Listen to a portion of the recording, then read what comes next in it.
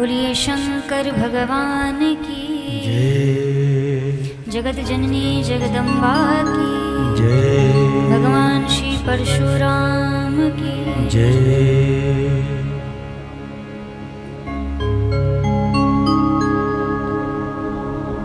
श्री राम जय जय राम। श्री राम जय जय राम।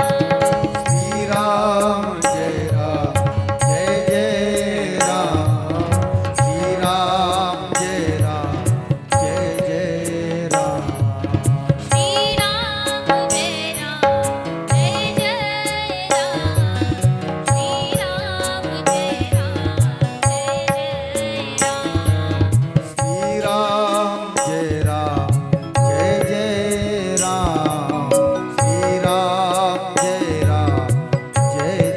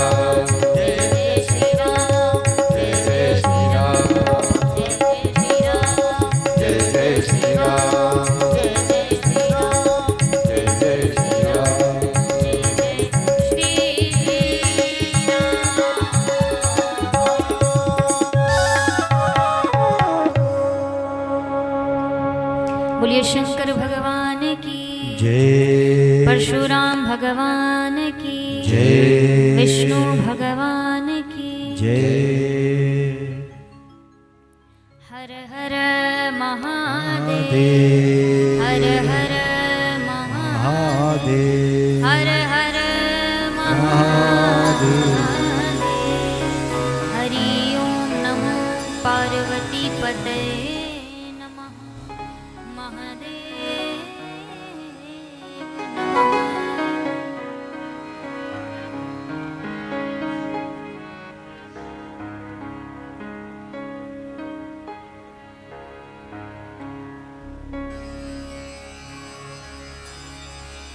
आइए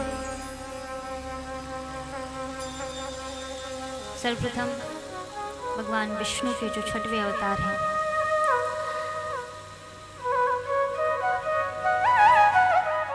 श्री परशुराम भगवान के चरणों में मेरा व्यासपीठ से उनको प्रणाम। बाबा भोलेनाथ के चरणों में मेरा प्रणाम।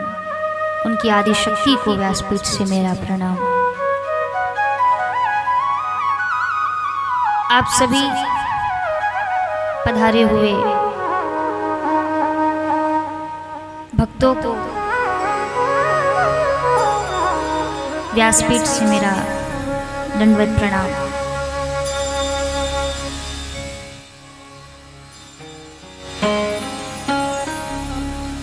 और आनंद टीवी के माध्यम से जो भक्त इस कथा से जुड़ रहे हैं उन भक्तों को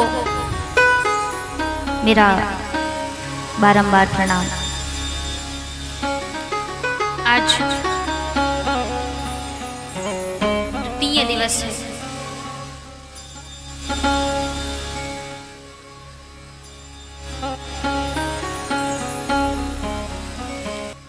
ये बहुत ही सुंदर 3 दिवसीय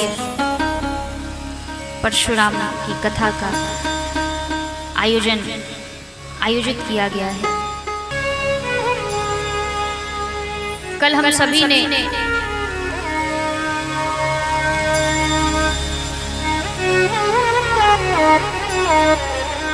कथा श्रवण करी। भगवान विष्णु के जो 22 अवतार हैं उनका वर्णन श्रवण पाठ किया।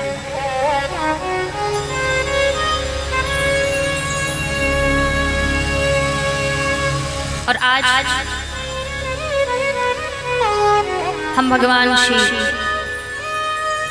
परशुराम के विषय में जानेंगे।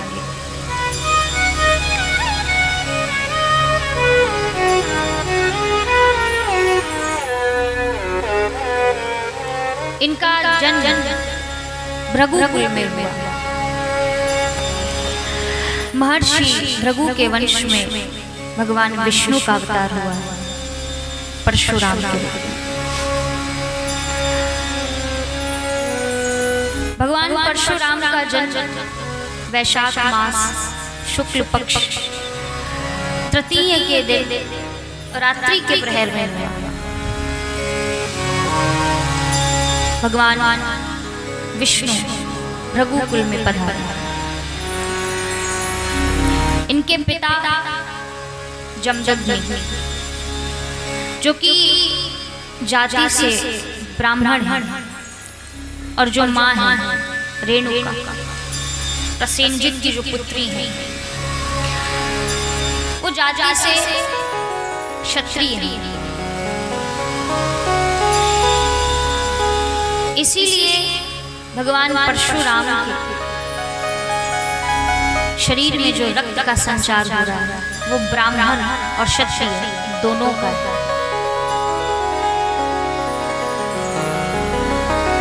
समय आने पर भगवान परशुराम ब्राह्मण धर्म का पालन करते हैं और समय आने पर भगवान क्षत्रिय धर्म का पालन करते हैं। तो ये ब्राह्मण और क्षत्रिय दोनों हैं। जमदग्नि के पुत्र होने के कारण इनको जामदग्नि भी कहा गया। भृगुकुल में इनका अवतार हुआ इसलिए इनको भार्गव भी कहा गया। गुजरात का भृगु पक्ष क्षेत्र जो भड़ोच नाम से जाना जाता है, वो महर्षि भृगु द्वारा ही बसाया गया।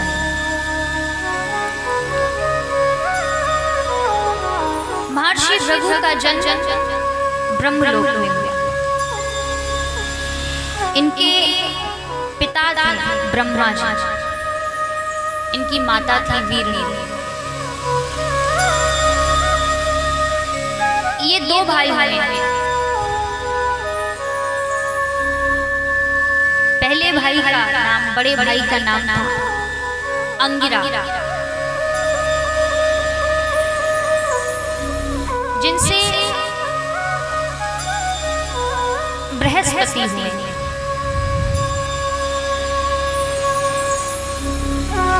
बड़े भाई का नाम था अंगिरा, जिनके पुत्र हुए बृहस्पति, जो देवताओं के गुरु हैं।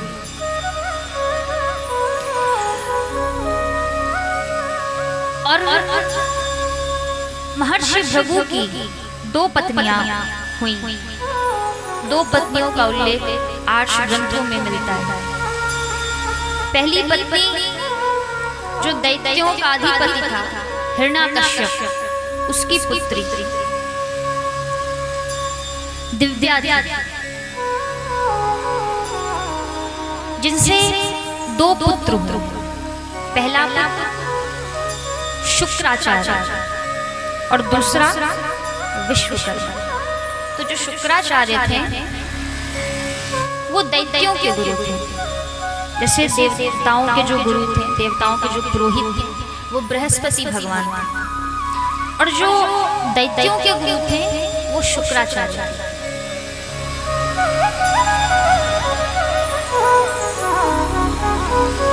भृगु महाराज की जो दूसरी पत्नी हुई वो दानवों के अधिपति पुलोम ऋषि की पुत्री पौलुमी थी। इनके भी दो पुत्र हुए, च्यवन ऋषि और ऋचिक ऋषि। महर्षि ऋचिक के पुत्र हुए जमदग्नि और जमदग्नि के पुत्र हुए भगवान परशुराम। पद्म पुराण में एक कथा आती है कि एक बार मद्राचल पर्वत पर बहुत विशाल यज्ञ का आयोजन हुआ। उस यज्ञ में सभी ऋषि महात्मा विराजमान थे, सभी बैठे थे। तो एक प्रश्न उठा कि जो त्रिदेव हैं, ब्रह्मा विष्णु और महेश, इन तीनों देवों में श्रेष्ठ कौन है? ये प्रश्न उठा कि त्रिदेवों में श्रेष्ठ देव कौन है? तो सबने अपना अपना मत दिया। किसी ने कहा कि ब्रह्मा जी, कि ब्रह्मा जी ने सृष्टि की रचना की, इसलिए ब्रह्मा जी श्रेष्ठ हैं। किसी ने कहा कि नहीं, ब्रह्मा जी नहीं है, क्योंकि ब्रह्मा जी तो स्वयं विष्णु की नाभि से निकले हैं। विष्णु की नाभि से कमल हुआ और कमल से ब्रह्मा जी, तो इस प्रकार तो विष्णु जी श्रेष्ठ हैं। तो किसी ने कहा शंकर जी श्रेष्ठ हैं।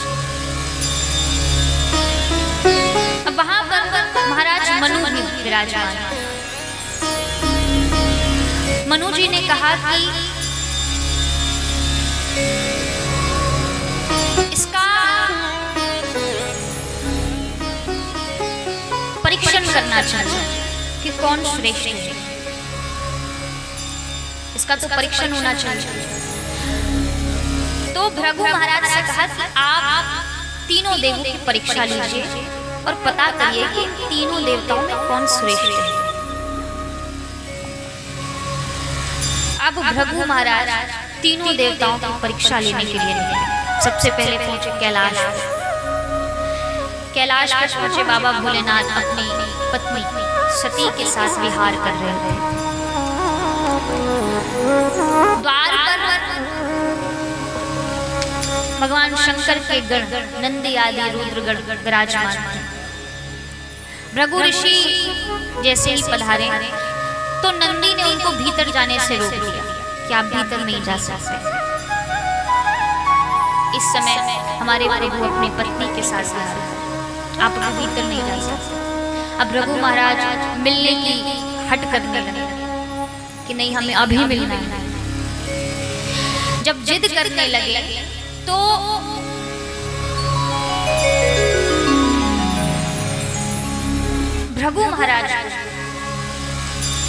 भृगु महाराज जब जिद करने लगे तो नंदी को क्रोध आने लगा। नंदी ने भृगु जी का अपमान कर दिया।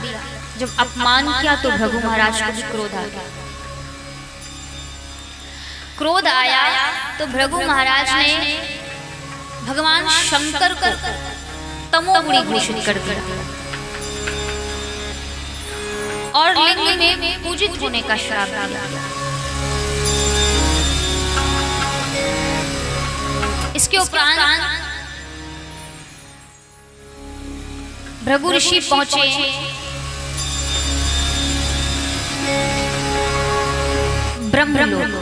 ब्रह्मलोक में ब्रह्मा जी विराजमान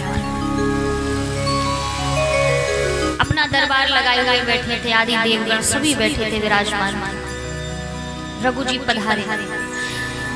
महर्षि भृगु ने ब्रह्मा जी को देख करके प्रणाम किया, लेकिन ब्रह्मा जी ने उनकी कोई आव भगत नहीं की, ना कुशल क्षेम पूछी, ना बैठने को कहा। तो भृगु जी को क्रोध आ गया और ब्रह्मा जी को रजोगुणी घोषित कर दिया और इनको अपूज्य होने का श्राप दिया कि आपकी पूजा कहीं नहीं होगी। क्योंकि वैसे तो ब्रह्मा जी को स्वयं में बहुत अभिमान था कि हमने सृष्टि की रचना करी है। शिव महापुराण में एक ऐसी कथा आती है कि जब ब्रह्मा और विष्णु के मध्य युद्ध हुआ। क्यों युद्ध हुआ? ये आपस में युद्ध करने लगे कि विष्णु जी ने कहा कि मैं श्रेष्ठ हूं, ब्रह्मा जी कहते हैं कि मैं श्रेष्ठ हूं। तो ये आपस में युद्ध कर रहे थे। उसी समय भगवान शंकर लिंग के रूप में उन दोनों के मध्य प्रकट हुए। विशाल अग्निर्मय स्तंभ के रूप में उन दोनों के मध्य प्रकट हुए और इतना विशाल अग्निर्मय स्तंभ जिसके ना आदि का पता और ना अंत का पता। अब वो दोनों घबरा गए कि भाई युद्ध तो हम कर रहे थे, तीसरा कौन बीच में आ गया। इसका तो कोई आदि अंत ही नहीं दिख रहा। उस समय विष्णु भगवान ने वाराह का धारण किया और पूरा पाताल खोद डाला उस स्तंभ का पता लगाने के लिए कि इसका अंत कहां है। और ब्रह्मा जी ने हंस का रूप धारण किया, आकाश की ओर निकल कर उड़ते जा रहे, लेकिन उसका आदि का पता नहीं लगा पा रहे। तो विष्णु जी तो थक हार करके वापस आ गए, लेकिन ब्रह्मा जी ने सोचा कि कोई ऐसा मिल जाए जो विष्णु के समक्ष जाकर ये झूठ कह दे कि मैंने इसकी आदि का पता लगा लिया। तो उस अग्नि में स्तंभ के मध्य से केतकी का पुष्प नीचे गिर गया था। उसी केतकी के पुष्प को पकड़ा और कहा कि तुम जाकर के कह देना विष्णु के समक्ष कि मैंने इसके आदि का पता लगा लिया है। तो केतकी का पुष्प कहता है कि महाराज ये तो झूठ है, झूठ नहीं बोलना चाहिए। तो ब्रह्मा जी कहते हैं कुछ पाने के लिए कुछ खोना पड़ता है। मैं तुमको पुष्पों का राजा बना दूंगा, बड़े बड़े देवता तुमको पाने के लिए तरसेंगे, घर घर तुम्हारी पूजा होगी। छोटा सा झूठ बोलना है विष्णु के समक्ष जाकर कि मैंने इसकी आदि का पता लगा लिया। अब ब्रह्मा जी की बातों में केतकी का पुष्प आ गया, विष्णु के समक्ष जाके झूठ बोल दिया कि हाँ ब्रह्मा जी ने इसकी आदि का पता लगा लिया। जैसे ही विष्णु जी थाली लेकर के आए ब्रह्मा जी की पूजा करने के लिए, वैसे ही उस लिंग से, उस अग्निर्मय स्तंभ से भगवान शिव प्रकट हो गए कपटी ब्रह्मा को दंड देने के लिए। विष्णु जी को तो वरदान दिया कि आपने बड़े बनने की चाह में भी झूठ नहीं बोला, इसलिए आप मेरे ही समान लोगों में प्रतिष्ठित रहे। इस प्रकार मेरा निराकार और साकार दो रूप है, उसी प्रकार आपका भी निराकार और साकार दो रूप में आप पूजे जाएंगे। इसलिए ये दो देव ऐसे हैं जो निराकार रूप में भी पूजित होते हैं और साकार रूप में। भगवान शिव का निराकार रूप है शिवलिंग और भगवान विष्णु का निराकार रूप कौन सा है? शालिग्राम। तो ये दो देव ऐसे हैं जो निराकार और साकार इन दोनों रूपों में पूजे जाते हैं। ब्रह्मा जी को दंड दिया, अपनी भ्रगुटी से भैरव को प्रकट किया और भैरव से कहा ये जो पंचानन ब्रह्मा है ना, जो अपने आप को सृष्टि का आदि देव मानते हैं, अपनी तलवार से इनकी पूजा कर। अब बताओ तलवार से कोई पूजा होती है? तो भैरव ने भगवान शंकर के कहने पर जो पंचानन ब्रह्मा थे, जो स्वयं को शिव समझते थे, अपनी तलवार से जिस मुख ने झूठ बोला था उसी मुख को घर से अलग कर दिया। तो पहले ब्रह्मा जी थे पंचानन और बाद में हो गए शतचानन। जब भैरव ने ब्रह्मा जी के एक सर को काटा तो उनको ब्रह्म हत्या का पाप लगा, ब्रह्म हत्या का पाप लगा। और वो जो ब्रह्मा जी का सर था वो उनके हाथ में था।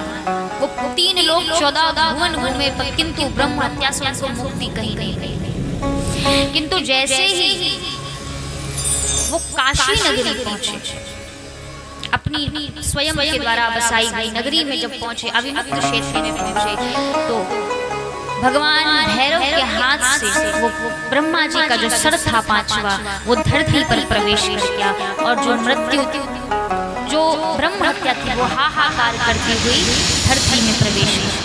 और तत्क्षण भगवान भैरव ब्रह्म हत्या से मुक्त हुए।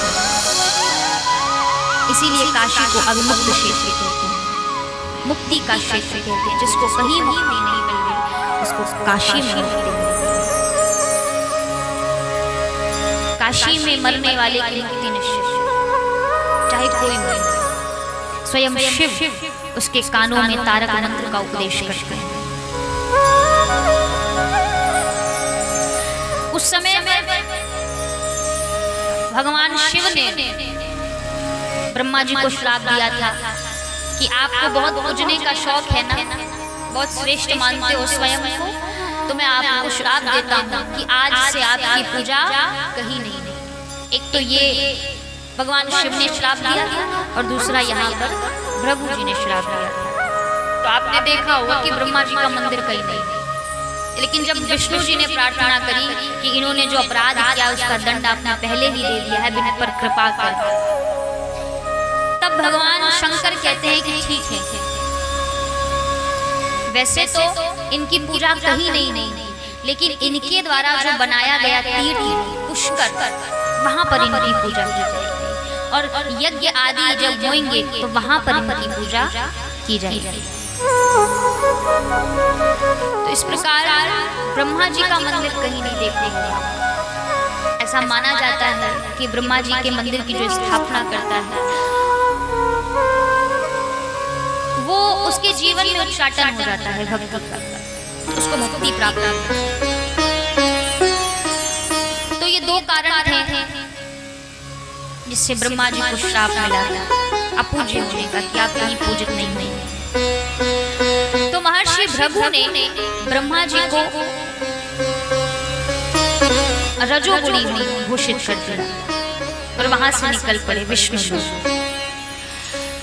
विष्णु लोक में आए भगवान विष्णु शेष की शैया पर विराजमान, मां लक्ष्मी शरण दबा रही।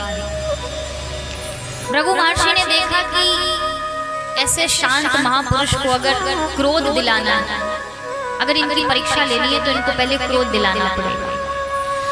तो महर्षि भृगु उनके समीप गए और अपने बाएं पैर से विष्णु के वक्षस्थल पर प्रहार किया।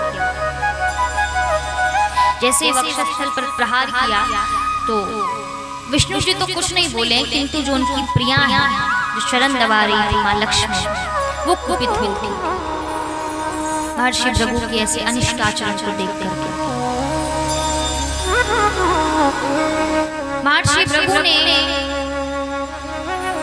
जब उनके वक्षस्थल पर प्रहार किया तो भगवान विष्णु ने उनके चरणों को देखा और कहा कि अब महर्षि भृगु ने सोचा कि इनको क्रोध आएगा, ये क्रोधित होंगे, लेकिन विष्णु भगवान को क्रोध नहीं आया। विष्णु भगवान ने उनके चरणों को पकड़ा और सहलाते हुए कहते हैं कि प्रभु मेरा वक्षस्थल थोड़ा कठोर है, आपके चरण कोमल हैं, देख लो कहीं लग तो नहीं गई है। अब जैसे ही विष्णु भगवान के ऐसे वचनों को सुना महर्षि भृगु ने तो थोड़ा लज्जित हुए, प्रसन्न भी हुई और वहीं पर महर्षि भृगु ने विष्णु भगवान को सतोगुणी घोषित कर दिया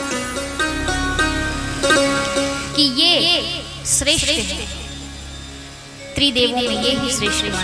इसलिए विष्णु भगवान देखो शंकर भगवान को भी अत्यधिक प्रिय है, क्योंकि इनमें ये एक तो सत्य नारायण है, ये हमेशा सत्य बोलते हैं, और दूसरा इनमें करुणा कूट कर भरी है, दया कूट कर भरी। जैसे हमारे बाबा भोलेनाथ हैं, वैसे ही विष्णु भगवान भोले भाले करुणा के सागर है, इसलिए इनको कहते हैं करुणा निधान रउआ जगत के दाता है।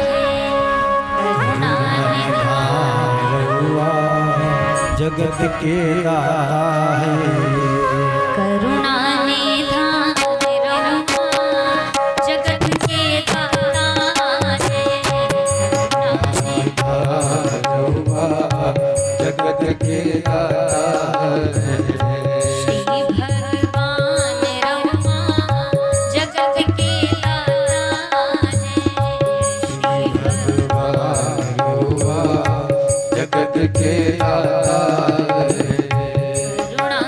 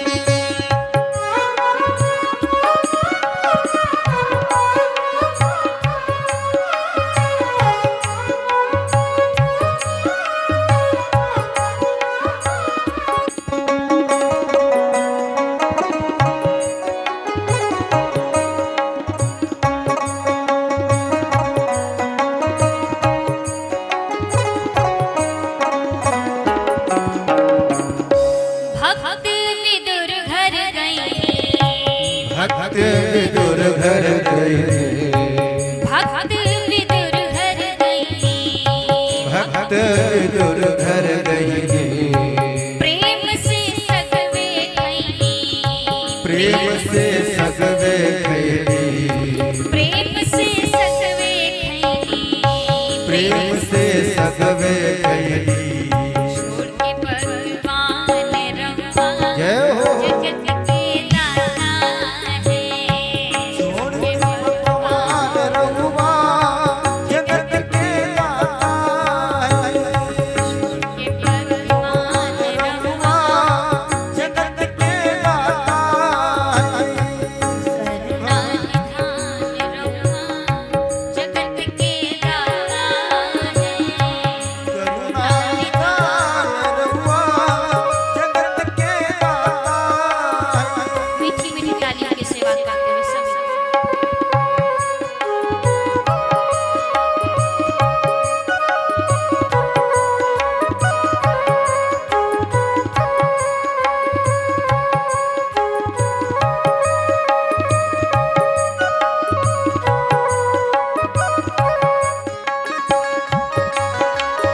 जय हो।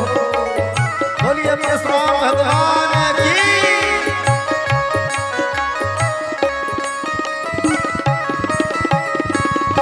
केवट से चरण धुवली, केवट से चरण धवली, केवट से चरण धुवली, केवट से चरण धवली, गीत पति हिये लगवली, गीत पति ये लगवली, गीत पति हिये लगवली, गीत पति ये लगवली, केवट से चरण धवली, केवट से चरण धवली, गीत ये लगवली।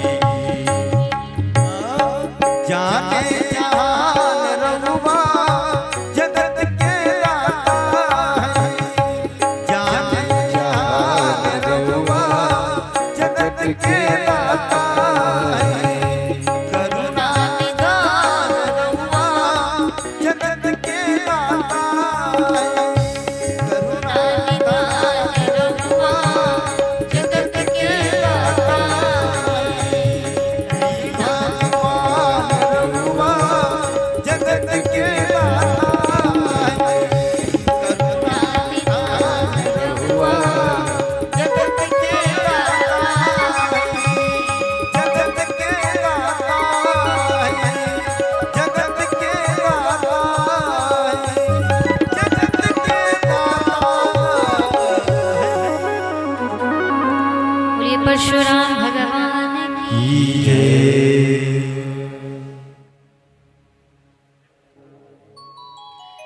भगवान परशुराम के जन्म की जो कथा है वो उनके पिता जमदग्नि के जन्म से जुड़ी हुई है। इसलिए परशुराम के जन्म की कथा से पूर्व जमदग्नि के जन्म की कथा आती है कि उनके पिता का जन्म कैसे हुआ।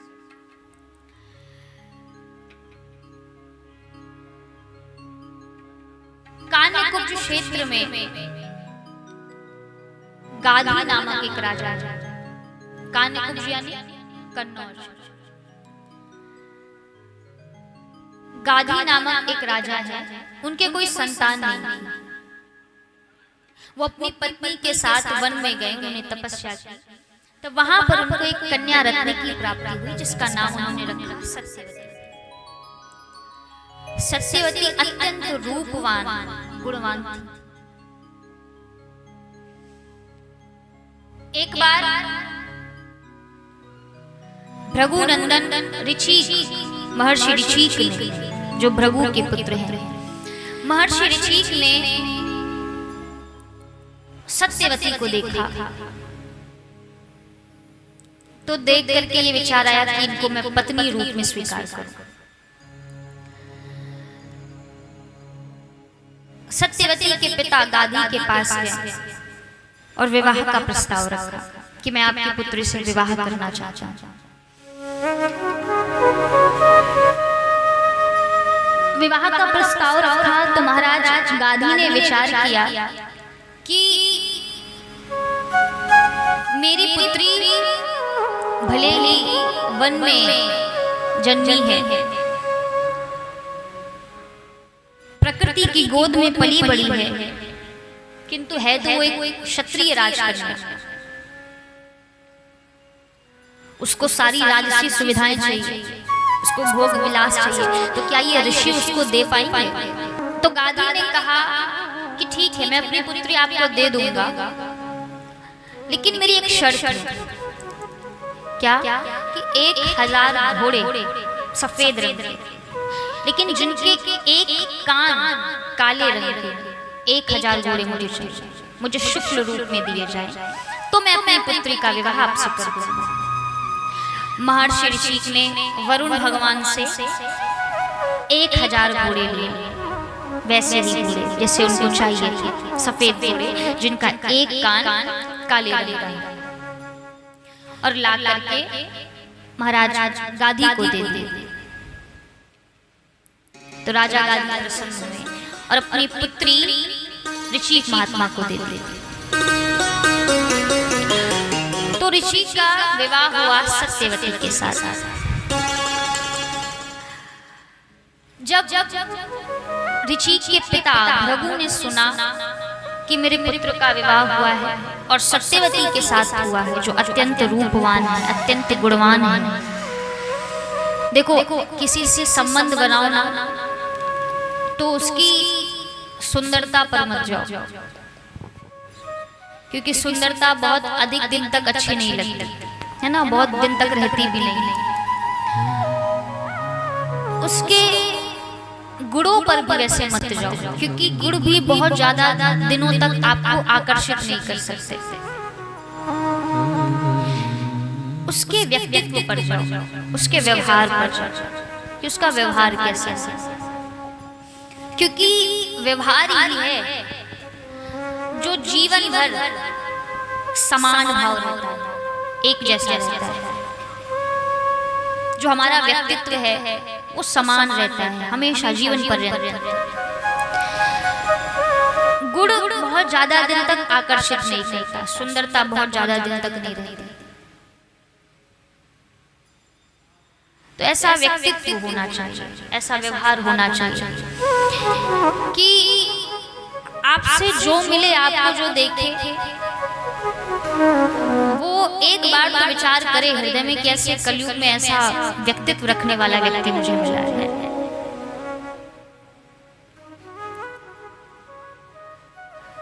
क्योंकि हम जब मर के चले जाएंगे तो और कुछ साथ जाने वाला नहीं है। हम जो जीवन जी कर जाएंगे यही साथ में जाने वाला। जब आप जाएं तो आपके सगे संबंधी इसलिए ना रोए कि कोई रिश्तेदार चला गया, कोई पारिवारिक चला गया, अभी तो इसलिए रोए कि आज उन्होंने एक अच्छे व्यक्ति को खो दिया, इसका व्यक्तित्व तो बहुत अच्छा था, ऐसे व्यक्ति को खो दिया। इसलिए ऐसा व्यक्तित्व बनाइए, ऐसा व्यवहार बनाइए कि आपसे जो बात करे, आपसे जो मिले, वो मोहित हो जाए, ऐसा व्यक्तित्व रखिए। क्योंकि हम जब मर के जाएंगे तो देखो, जब कोई मरता है तो व्यक्ति क्या कहता है, तो देखो जब कोई व्यक्ति मरता है तो क्या हम कहते हैं, ये तो कहते ही नहीं, राम नाम सत्य है। नहीं नहीं, ये नहीं, क्या प्रार्थना करते हैं ईश्वर से,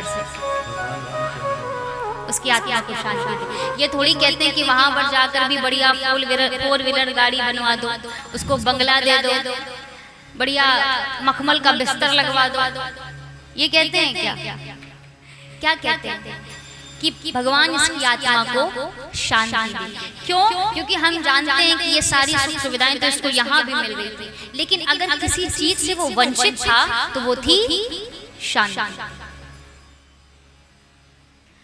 क्योंकि हम जीवन जी तो रहे हैं, लेकिन जीवन में शांति नहीं है। पहले के लोग देखो, इतनी सुविधाएं नहीं होती थी, लेकिन उसके बाद भी उनका जीवन कितना साधारण और कितना शुद्ध रहता था। वो उतने में खुश रहते थे, जो प्राप्त था उसको ही पर्याप्त समझते थे। आजकल हमारे पास इतनी सारी सुविधाएं हैं, उसके बाद भी हम खुश नहीं हैं, हमें शांति नहीं मिल रही है, हमारी इच्छाएं इतनी बढ़ गई।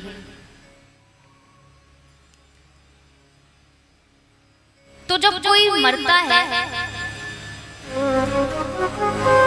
तो ये नहीं कि हम कहें कि उसके मरने के बाद भी उसको सारी राजसी सुविधाएं मिले, ये कहते हैं कि उसकी आत्मा को शांति मिले, और हमारा जो व्यक्तित्व है वो ही साथ जाता है, हमारे द्वारा जो किए गए कर्म है वो ही साथ जाते हैं, और कुछ साथ नहीं जाता। जो हमने कर्म किए हैं, अच्छे कर्म किए हैं तो अच्छे फल की प्राप्ति होगी, बुरे कर्म किए हैं तो बुरे फल की प्राप्ति होगी। कर्म प्रधान विश्व रचि राखा, जो जस करहि सो तस फल चाखा। कर्म प्रधान विश्व रचि राखा, जस करहि सो तस फल चाखा। कर्म प्रधान विश्व रचि राखा, जो जस करहि सो तस फल चाखा। कर्म प्रधान विश्व रचि राखा, जस करहि सो तस फल चाखा। श्री राम जय राम, जय जय राम, श्री राम जय राम, जय जय राम, श्री राम जय राम, जय जय राम, श्री राम जय राम, जय जय राम।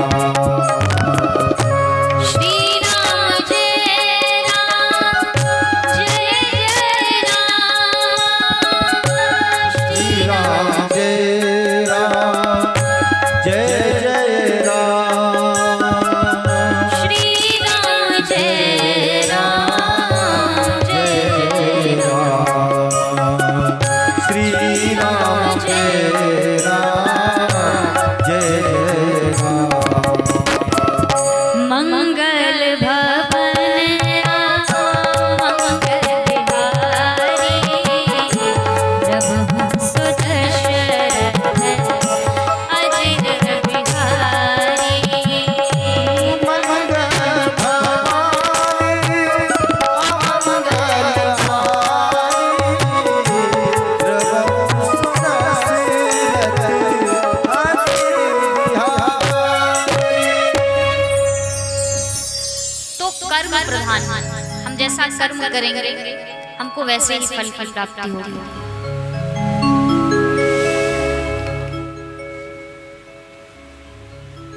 तो यहाँ पर महर्षि भृगु ने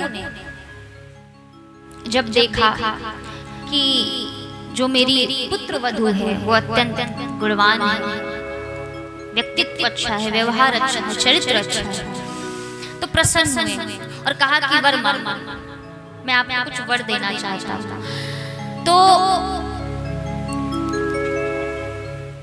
सत्यवती कहती हैं कि मुझे और मेरी माँ को पुत्र की प्राप्ति, ऐसा वरदान मुझे दो। तो महर्षि भृगु ने खीर के चरु तैयार किए।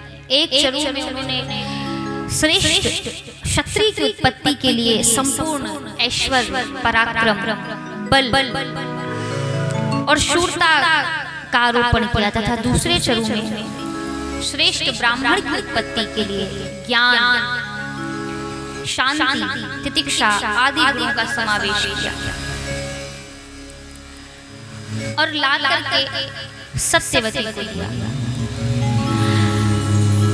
महर्षि भृगु ने कहा कि आप प्रातः काल स्नान करके सत्यवती आप गूलर के वृक्ष का आलिंगन करें और आपकी माँ पीपल के वृक्ष का आलिंगन करके इस चरु को प्रसाद स्वरूप ग्रहण करें। ब्राह्मण पुत्र वाला चरु सत्यवती को उपयोग करने को कहा और क्षत्रिय गुणों वाला चरु उनकी मां को उपयोग करने के लिए दिया। सत्यवती उस प्रसाद को लेकर के आई, अपनी मां से सारी बात बताई कि यदि हम इस प्रसाद को ग्रहण करेंगे तो हम दोनों को पुत्र की प्राप्ति होगी। अब सत्यवती की मां ने विचार किया कि अवश्य ही महर्षि भृगु ने अपने पुत्र की पत्नी यानी पुत्र वधू को विशेष गुणों से युक्त चरु दिया है, इसमें अवश्य कुछ विशेष होगा। तो उन्होंने क्या किया, चरु को बदल दिया, प्रसाद बदल दिया।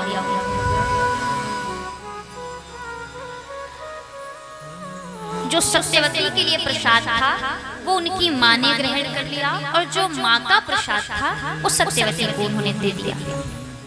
जब महर्षि भृगु को पता चला तो अत्यंत क्रोध में आकर के उन्होंने सत्यवती से कहा कि आपने गलत चरु का उपयोग किया है, चरु की अदला बदली कर ली है। सत्यवती का पुत्र यानी आपका जो पुत्र है वो ब्राह्मण होने के बाद भी ब्राह्मण होगा, किंतु वो गुणों से क्षत्रिय होगा। ब्राह्मण होने पर भी क्षत्रिय गुणों से आचार विचार करेगा। और आपकी जो मां का पुत्र है वो ब्राह्मण गुणों से विपरीत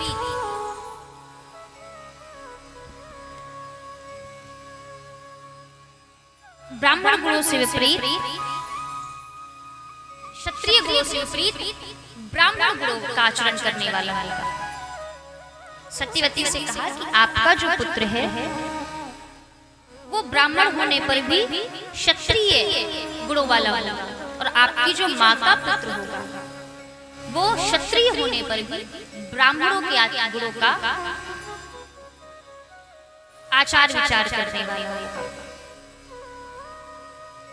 लेकिन जब सत्यवती ने प्रार्थना करी कि महर्षि ऐसा ना करे, मेरा पुत्र ब्राह्मण ही ब्राह्मण गुणों वाला है,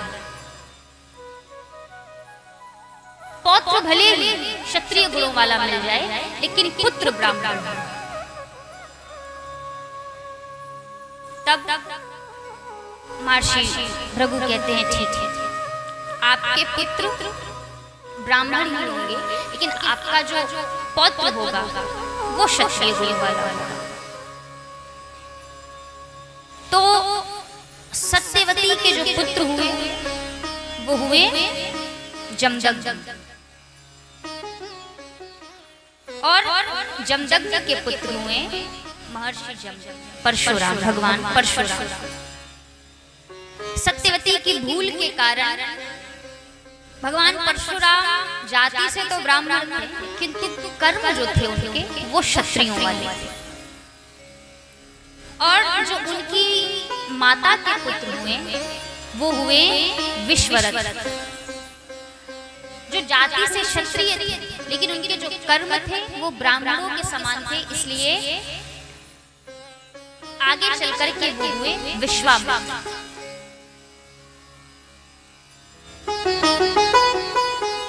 तो महर्षि भृगु के वंश में ही भगवान परशुराम का अवतार हुआ है। मध्य प्रदेश के इंदौर में जाना पाव नामक एक पहाड़ी है, वहां पर ऐसी मान्यता है कि भगवान परशुराम का जन्म हुआ था। और आज भी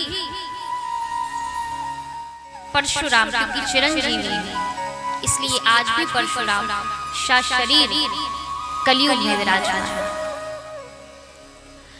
भगवान परशुराम स्पष्ट रूप से ब्राह्मणी थे, इसमें कोई संदेह नहीं।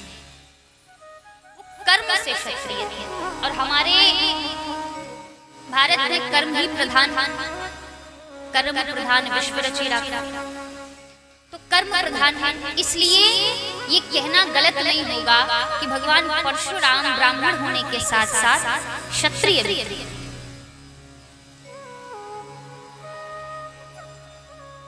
भगवान परशुराम का जन्म तो ब्राह्मण कुल में हुआ, लेकिन वे अपनी पिता की आज्ञा का जब पालन करते तो वो क्षत्रिय बन जाते।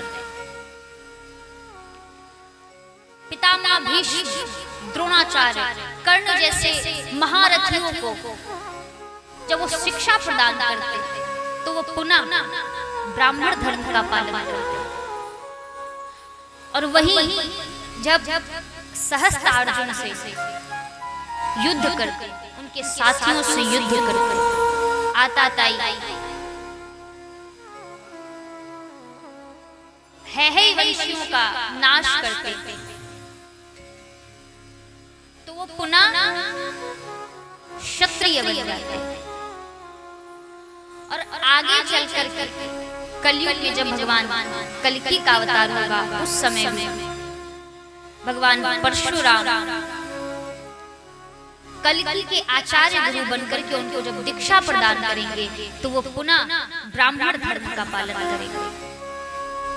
ऐसे हैं भगवान परशुराम।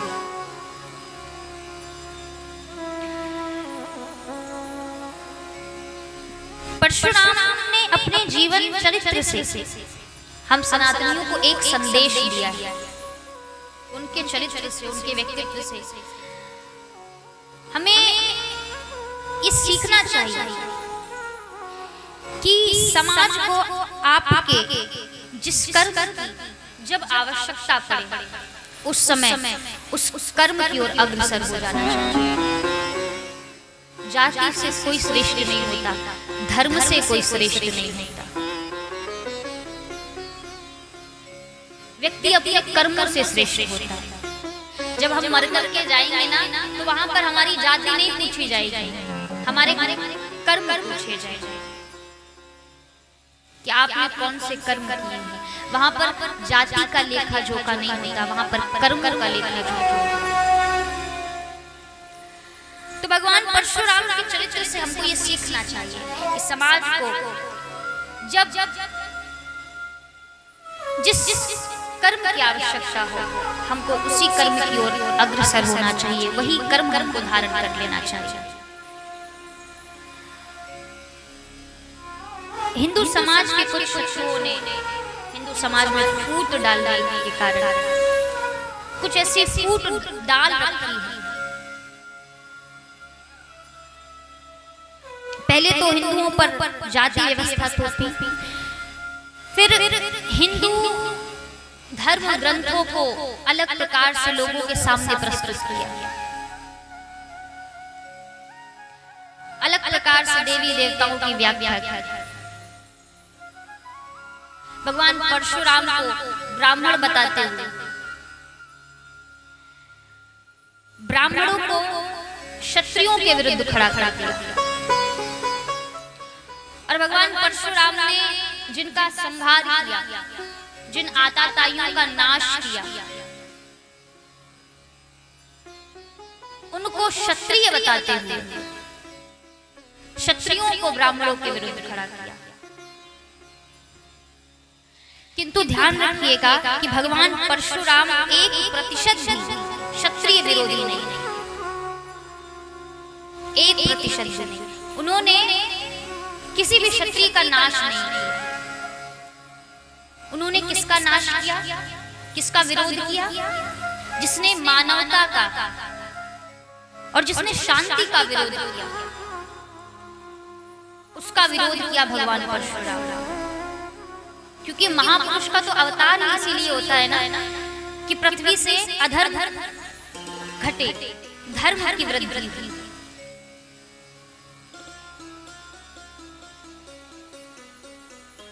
तो हम अगर ये कहें कि भगवान परशुराम ने क्षत्रियों का नाश किया तो ये अपराध है, ये गलत है।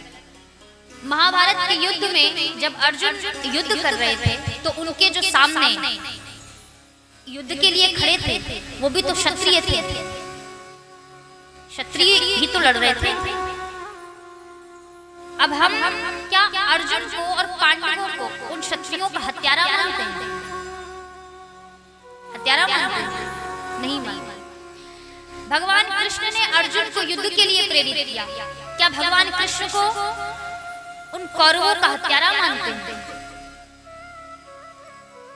भगवान राम क्षत्रिय थे, रावण ब्राह्मण था। राम ने रावण का वध किया, क्या हम राम को रावण का हत्यारा मानते हैं? नहीं। तो भगवान परशुराम को उन क्षत्रियों जो आताताई क्षत्रिय थे उनका जब नाश किया तो फिर हम भगवान परशुराम को कैसे कह देते हैं कि क्षत्रियों के विरोधी? इन्होंने क्षत्रियों का विरोध किया।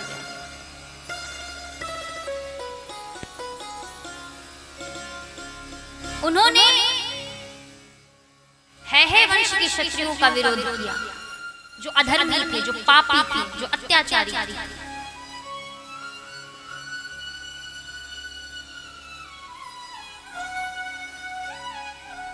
ब्राह्मण और क्षत्रिय हिंदू वर्ण व्यवस्था के दो प्रमुख वर्ण हैं। ब्राह्मण को ज्ञान और शिक्षा का प्रतीक माना जाता है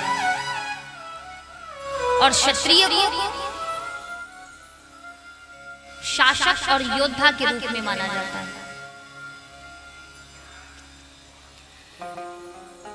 दोनों वर्ण का समाज में अलग अलग महत्व है, दोनों अपने अपने जगह अलग अलग महत्व रखते हैं।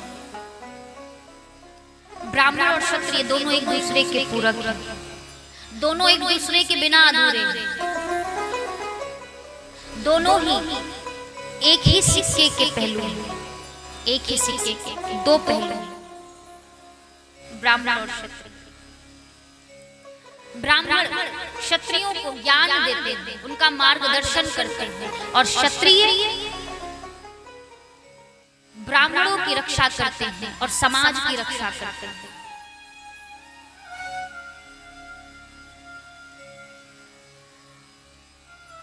तो दोनों एक दूसरे के पूरक हैं। कई कई ग्रंथों में ब्राह्मणों को गुरु बताया गया है और क्षत्रियों को शिष्य बताया गया है। और शिष्य के बिना गुरु अधूरे हैं और गुरु के बिना शिष्य अधूरे हैं।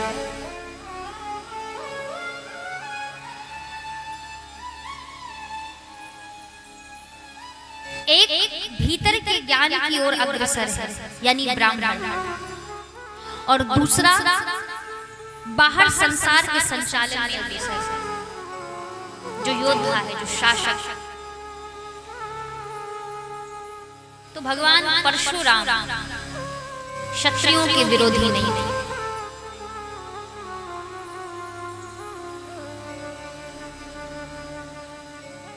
इस प्रकार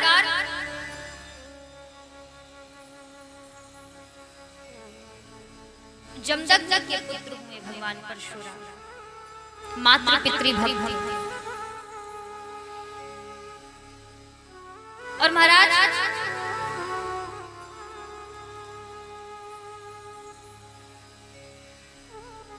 भगवान परशुराम तीनों युगों में, सतयुग में भी थे, त्रेता में भी थे और द्वापर में भी थे।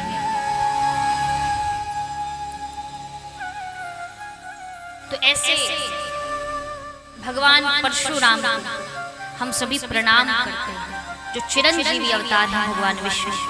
बोलिए परशुराम भगवान की। अच्छा, यहाँ कितने ब्राह्मण हैं? अच्छा, 100% ब्राह्मण। चलो ये भी अच्छा है। जो अच्छा, मैं भी ब्राह्मण ही हूँ, इसलिए हम फिर हाथ ही उठा लेते हैं।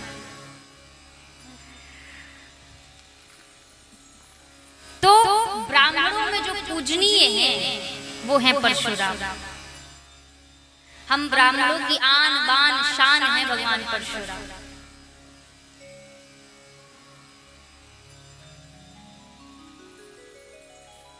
तो उनके चरित्र से हम सबको कुछ ना कुछ सीखना चाहिए। एक कथा आती है कि एक बार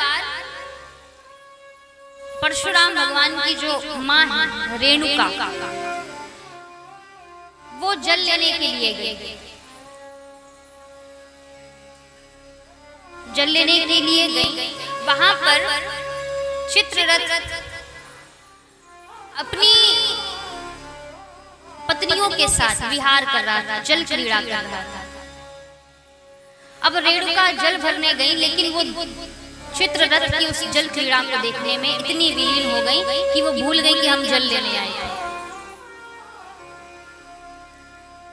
और यहाँ जमदग्नि रेणुका का इंतजार कर रहे थे, और वो वहां चित्ररथ की उस जल क्रीड़ा को देख रही। जब जमदग्नि ने अपने नेत्र बंद किए तो सारा दृश्य सामने आ गया। अत्यंत क्रोधित हुई, अपने पुत्रों को आज्ञा दी। इनके 5 पुत्र थे।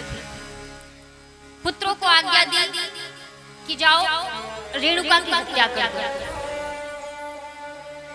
लेकिन सभी ने मना कर दिया कि भाई हमारी माँ है, हम कैसे अपनी माँ की हत्या कर सकते हैं। जब मना कर दिया तो जमदग्नि क्रोधित हो गए और क्रोध में सभी पुत्रों को संज्ञाहीन घोषित कर दिया। भगवान परशुराम को आज्ञा दी कि तुम जाओ और जाकर के अपनी माँ की हत्या करो। भगवान परशुराम ने विचार किया कि अगर मैंने पिता की आज्ञा नहीं मानी तो पिताजी मुझे भी संज्ञाहीन घोषित कर देंगे, और ये स्वयं कहीं ऐसा ना हो मेरी माँ का वध कर दे। तो पिता की आज्ञा का पालन करना मेरा कर्तव्य है। भगवान परशुराम गए और उन्होंने अपनी माँ की हत्या की पिता के कहने पर। ऐसे मातृ पितृभक्त पिता की माता की आज्ञा का पालन करने वाले, अपनी माँ की ही हत्या कर भगवान परशुराम। तब जमदग्नि उनसे अत्यंत प्रसन्न हुए और कहा कि वर मांगो। तब भगवान परशुराम कहते हैं कि अभी जिस माँ की मैंने हत्या करी है आप उसको पुनः जीवित कर दो, और जीवित करने के बाद ये जो सारा दृष्टांत है ये उनकी स्मृति से मिटा दे, ये उनको याद न रहे। तो जमदग्नि ने ऐसा ही किया, रेणुका को पुनः जीवित किया और उनकी स्मृति से इस सारा दृष्टांत मिटा दिया। उनको ये याद ही नहीं रहा कि मेरे पुत्र ने मेरी हत्या करी। तो ऐसे पिता की आज्ञा का पालन करने वाले वे सदा बड़ों का सम्मान करते थे। ऐसे भगवान श्री परशुराम ने अधिकांश विद्याएं अपनी बाल्यावस्था में ही अपनी माता की शिक्षाओं से ही सीख लिया था, जो 7 वर्ष से कम आयु वाले बालकों को शिक्षा दी जाती है। माँ से शिक्षा प्राप्त करने के बाद देखो वो परशुराम भगवान पशु पक्षियों की भाषा समझते थे, उनसे बात किया करते थे। वो परशुराम भगवान जिनके स्पर्श मात्र से विषैले विषैले जानवर, खूंखार पशु, खूंखार जानवर स्पर्श मात्र से उनके मित्र बन जाते थे। ऐसे भगवान परशुराम।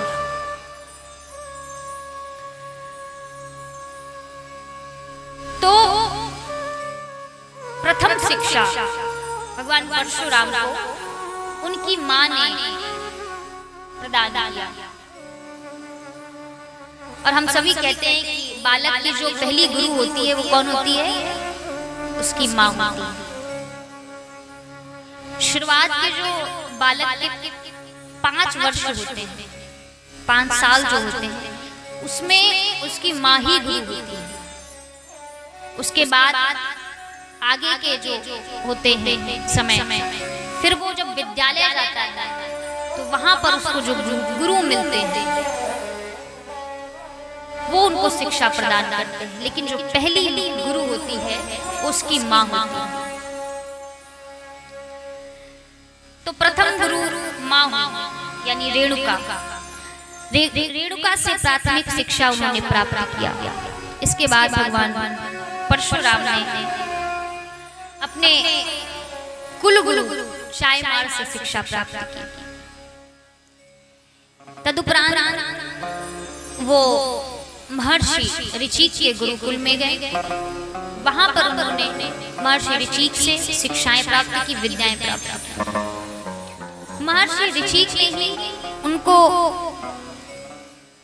विष्णु का अवतार जानते हुए शारंग नामक अमोघ धनुष प्रदान किया था, और वही धनुष भगवान परशुराम ने रावण के वध के लिए भगवान राम को प्रदान किया। और देखो, राम को धनुष प्रदान किया और भगवान कृष्ण को वज्र नाग नामक सुदर्शन चक्र प्रदान किया। ऐसे भगवान परशुराम पितामह से शिक्षा प्राप्त करने के बाद इन्होंने अपने मामा नाना ऋषि विश्वामित्र से शिक्षा प्राप्त की, जो स्वयं अस्त्र शस्त्र विद्याओं से विद्याओं को प्रदान करने के बाद पृथ्वी पर अवशेष विद्या प्राप्त करने के लिए परशुराम वशिष्ठ ऋषि के गुरुकुल में गए। वहां पर उन्होंने शिक्षाएं प्राप्त करी।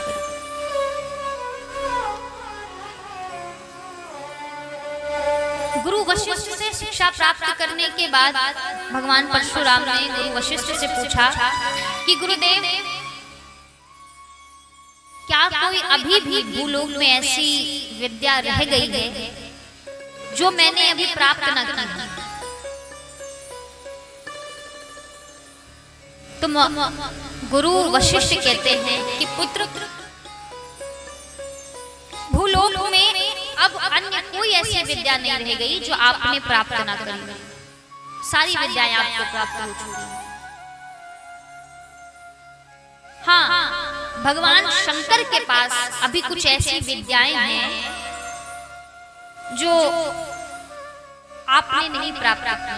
अगर वो विद्याएं आपको प्राप्त करनी है तो आपको शिव की आराधना करनी पड़ेगी।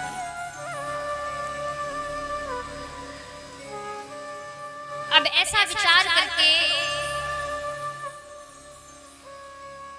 परशुराम भगवान शंकर की आराधना में लग गए।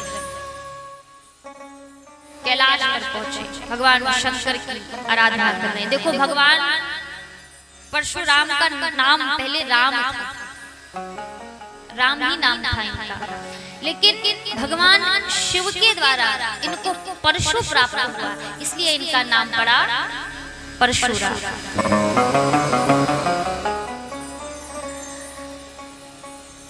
तो भगवान परशुराम शिव भक्त,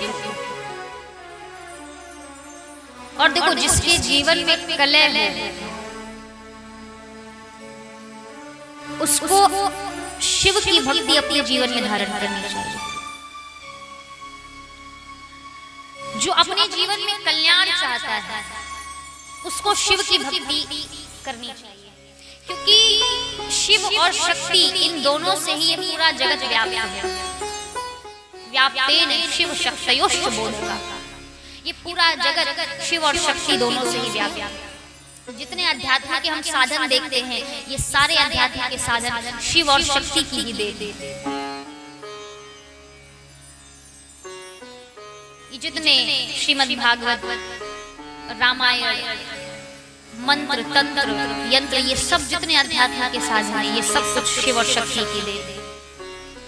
इसलिए जिसके जीवन में दुख है, जिसके जीवन में कष्ट है, जो अपने जीवन में कल्याण चाहते हैं, उनको शिव की शरण में आना चाहिए।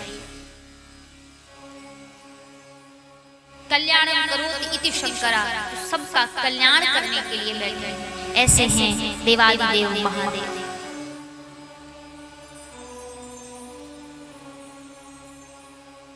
और सभी देवताओं को मनाने के लिए अनेक अनेक प्रकार की सामग्रियां चाहिए होती है। किसी को कमल का पुष्प प्रिय है, किसी को गुलाब का पुष्प प्रिय है, किसी को चंपा चढ़ाना चाहिए, किसी को चमेली चढ़ाना चाहिए। लेकिन भगवान शिव ऐसे हैं कि इनको घास फूस भी चढ़ा दो तो भी ये प्रसन्न रहते हैं।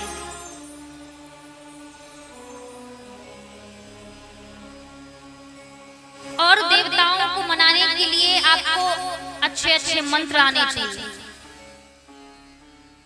आपके मंत्रों से वो देवता प्रसन्न होते हैं, तब आप पर कृपा करते हैं। लेकिन भगवान शिव को यदि प्रसन्न करना है, भगवान शंकर को यदि प्रसन्न करना है, तो कोई मंत्र ना भी आता हो, 3 बार बम बम बम कर दो ताली बजा करके, बाबा भोलेनाथ इतने में ही प्रसन्न हो जाते हैं। ऐसे हैं बाबा भोलेनाथ। आप दूध लेकर के जाइए प्रभु पर चढ़ाने के लिए, शिवलिंग पर चढ़ाने के लिए। दूध खत्म हो जाए, पानी भर करके चढ़ा दीजिए, बाबा भोलेनाथ उसमें ही प्रसन्न। तो ऐसे हैं देवादिदेव महादेव। तो जो अपने जीवन में कल्याण चाहते हैं, उनको शिव की शरण ग्रहण करनी चाहिए, क्योंकि शिव ही एकमात्र ऐसे हैं जो सभी देवताओं के मूल हैं। जैसे आप एक वृक्ष को हरा भरा रखने के लिए क्या करते हैं? हाँ, जल देते हैं। किसमें जल देते हैं? प्रत्येक पत्ती में जल देते हैं, जड़ में जल देते हैं। वृक्ष को हरा भरा रखने के लिए ये नहीं करते हैं कि उसकी प्रत्येक पत्ती में जल दें, उसके प्रत्येक तने में जल दें, पुष्प में जल दें। उसको हरा भरा रखने के लिए उसकी मूल में हम जल देते हैं, उसकी जड़ में जल देते हैं, और वही जल पाकर के वो वृक्ष हरा भरा रहता है। ठीक उसी प्रकार यदि हम किसी देवी देवता का पूजन नहीं कर पाते, नहीं कर सकते हैं, एकमात्र शिव की आराधना कर लेते हैं, शिव को प्रसन्न कर लेते हैं, तो सभी देवी देवताओं के पूजन का फल प्राप्त हो जाता है।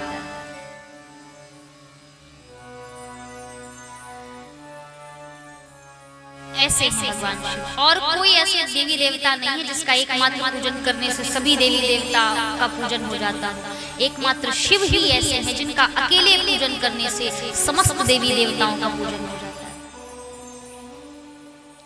जो इनका पूजन करते हैं उनके पितृ हमेशा तृप्त रहते हैं। जो शिव का पूजन करते हैं उनके ग्रह नक्षत्र सदैव अनुकूल रहते हैं, क्योंकि काल व्याल महात्रास, जो काल को आभूषण के रूप में धारण करके रखता है, काल की भी सामर्थ्य नहीं है जिसके सामने टिकने की, काल भी जिससे भय खाता है। ऐसे हैं हमारे देवादिदेव महादेव।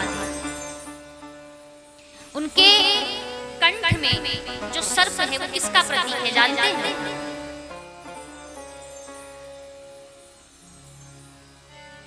भगवान शिव के गले में पड़ा हुआ जो सर्प है वो प्रतीक है काल का। काल व्याल महात्रास प्रतीक है काल का, जो ये दर्शाता है कि भगवान शिव के गले में आभूषण के रूप में काल भी पड़ा रहता है। काल को भी वो धारण करके रखते हैं, काल की भी सामर्थ्य नहीं है उनके सामने टिकने की। और देखो हमारी लकीरों में जो एक बार लिख जाए वो कोई और देवी देवता नहीं बदल सकता। ब्रह्मा जी की भी इतनी सामर्थ्य नहीं है जो हमारी परिस्थितियों को, विपरीत परिस्थितियों को बदल दे। एकमात्र शिव में ऐसी सामर्थ्य जो विपरीत परिस्थितियों को भी अनुकूल कर देती है। ये बात गोस्वामी तुलसीदास जी मानस में कहते हैं। भाव ही मेट सकहि त्रिपुरारी जो तप करे कुमारी तुम्हारी। भाव ही मेट सकहि त्रिपुरारी तप करे।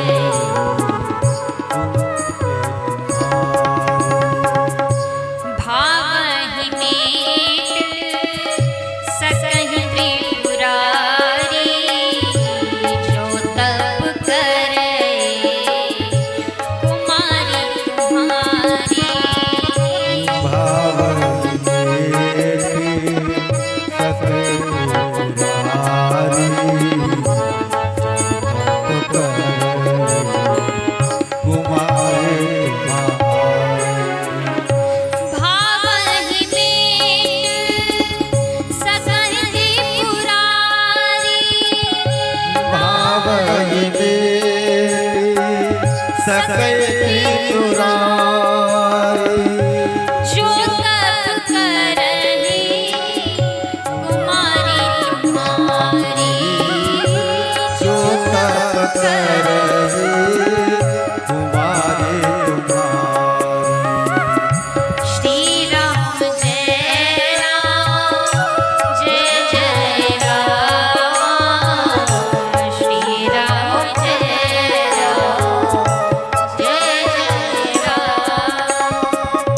श्री राम जय राम जय जय राम।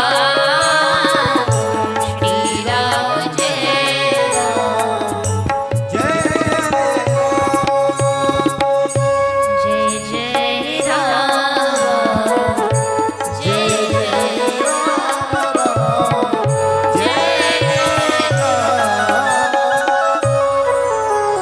भावहि मेट सकहि त्रिपुरारी जो तप करे कुमारी। यानी तुलसीदास जी कह रहे हैं ये कब की बात है जानते हो? ये कहां पर बोला है? जब हिमांचल जी के घर नारद जी गए और बताया है कि आपकी पुत्री को कैसा वर मिलेगा। अगुण अमान नग्न अमंगल वेश अगुण। नारद जी कहना कुछ और चाहते थे और हिमांचल जी समझ कुछ और बैठे। अगुण यानी ऐसा कोई गुण नहीं है जो उनमें ना हो। सत्व रज तम इन तीनों गुणों से परे होंगे। लेकिन हिमांचल जी समझ बैठे कि इनमें कोई गुण ही नहीं होगा, ये अगुण होंगे। अमान नारद जी कहना चाहते हैं कि ये मान सम्मान से परे होंगे। लेकिन हिमांचल जी समझ बैठे कि इनका कोई मान ही सम्मान नहीं होगा, अमान होंगे। अब जब हिमांचल जी ने सुना कि मेरी सुंदर सी बिटिया को ऐसा बावला वर मिलेगा, वो भी जो नंगा घूमता है, नगन अमंगल वेश, जिसके पास पहनने को वस्त्र नहीं है, रहने का ठिकाना नहीं है, इतनी सुंदर सी बिटिया का ब्याह हम कैसे कर दें इस बावले से? तो नारद जी का हाथ पकड़ा हिमांचल जी ने, कोने में लेकर के गए और कहा नारद जी अगर ले दे के कुछ बात बन जाए तो दूल्हा बदल दो। मेरी इतनी सुंदर सी बिटिया है और ऐसा बावला वर। तब वहां पर नारद जी ने कहा है कि दूल्हा तो यही मिलेगा, क्योंकि ब्रह्मा जी ने तो एक बार लिख दिया वो कोई मेट नहीं सकता। लेकिन हाँ, यदि आपकी बिटिया तप करे तो ये जो गुण अभी बताए हैं ना, ये मेरे हिसाब से सारे गुण क्या, इनको तो दोष ही कहा जाएगा। ये सारे दोष बाबा भोलेनाथ में है, और अगर बाबा भोलेनाथ में है तो फिर ये दोष नहीं, ये तो गुण ही कहे जाएंगे। तो हिमांचल जी कहते हैं कि बाबा भोलेनाथ उनको मिलेंगे कैसे। वहां पर नारद जी ने कहा कि भावहि में सकई त्रिपुरारी जो तप करे कुमारी। अगर आपकी कन्या तप करे तो उनको शिव की प्राप्ति हो सकती है। और शिव की प्राप्ति के लिए आपको पता है माँ ने कितने बार जन्म लिया, जानते हैं? किसी को पता है? नहीं पता। शिव प्राप्ति के लिए जगत जननी जगदम्बा ने 108 बार जन्म लिया। 108 बार माँ ने जन्म लिया शिव की प्राप्ति के लिए।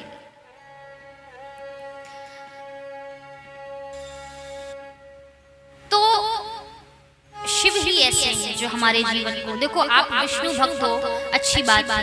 जो वैष्णव हैं वो तो यही कहते हैं कि हमारे लिए विष्णु ही सब कुछ है, नारायण ही सब कुछ है, हम शिव को इतना नहीं मानते। अच्छी बात है। देखो शिव और विष्णु दोनों में कोई भेद नहीं है, दोनों एक दूसरे के पूरक हैं, दोनों एक दूसरे के आराध्य हैं। अब व्रज में जाइए, वहां पर बाबा भोलेनाथ गोपेश्वर के रूप में आज भी विराजमान है। और भगवान कृष्ण ने कहा है कि आपकी आज्ञा के बिना कोई भी रास में प्रवेश नहीं कर सकता। और वहीं प्रभु श्री राम ने रावण के वध के पहले किसका पूजन किया है? रामेश्वर।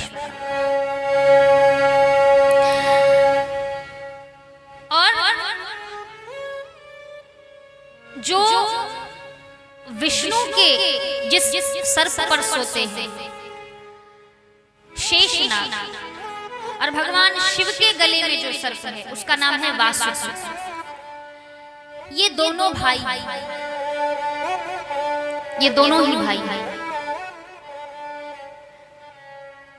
तो इन दोनों में कोई अंतर नहीं है। भगवान शिव और भगवान विष्णु दोनों एक। ये मतभेद हमेशा वैष्णव में और शैव भक्तों में लगा रहता है। वैष्णव कहते हैं कि हमारे कृष्ण बड़े हैं, हमारे राम बड़े हैं, और जो शिव भक्त हैं, जो शैव भक्त हैं, वो कहते हैं कि हमारे शिव बड़े हैं। तो स्कंद पुराण में एक कथा आती है कि भक्तों में जो ये भ्रम बैठा है कि ये दोनों अलग हैं, उनके भ्रम को दूर करने के लिए भगवान विष्णु ने हरिहर रूप धारण किया है, जिसमें भगवान आधे रूप में भगवान शिव हैं और आधे में भगवान विष्णु हैं। इसीलिए हम कहते हैं हरि हरि। देखो जब विष्णु को प्रसन्न करना हो तो विष्णु के समक्ष जाकर के आप शिव के नाम का गुणगान करिए, विष्णु आपसे प्रसन्न होंगे। और अगर शिव को प्रसन्न करना है तो शिव के समक्ष जाके आप राम के नाम का उच्चारण करिए, शिव प्रसन्न होंगे। अब दोनों को प्रसन्न करना है तो क्या करें? तो कहा जब दोनों को प्रसन्न करना है तो महाराज हरि हरि करिए, तो दोनों ही प्रसन्न होंगे। जैसे एक माँ के सामने आप उसकी प्रशंसा करें तो वो इतना खुश नहीं होती, लेकिन एक माँ के सामने आप उसके पुत्र की प्रशंसा करें तो माँ गदगद हो जाती है। उसी प्रकार राम और शिव में कोई भेद नहीं, दोनों एक।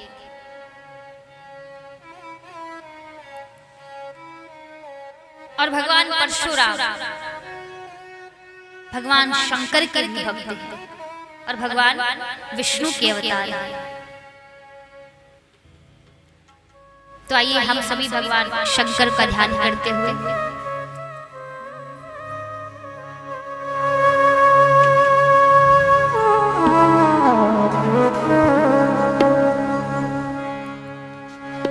कैलाश के निवासी नमो बार बार नमो बार बार आयो शरण तिहारी प्रभु तार तार।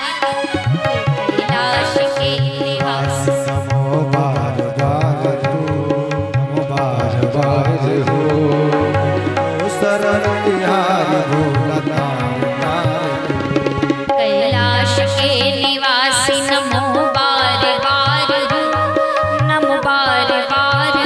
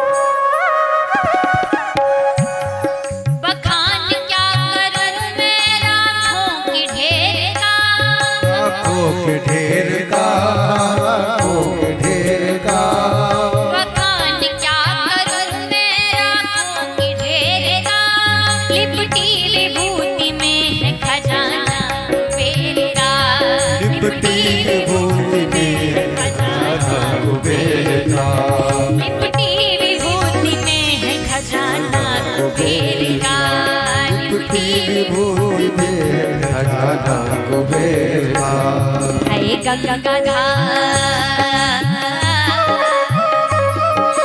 गंगाधार मुक्ति द्वार ओंकार तू बाबा ओंकार तू आयो शरण तिहारी शंभु तार तार आयो शरण तुम्हारी शंभु तार तार कैलाश के निवासी नम बार बार हूँ नम बार बार हूँ आयो शरण तिहारी प्रभु तार तार तू आयो शरण तिहारी शंभु तार तार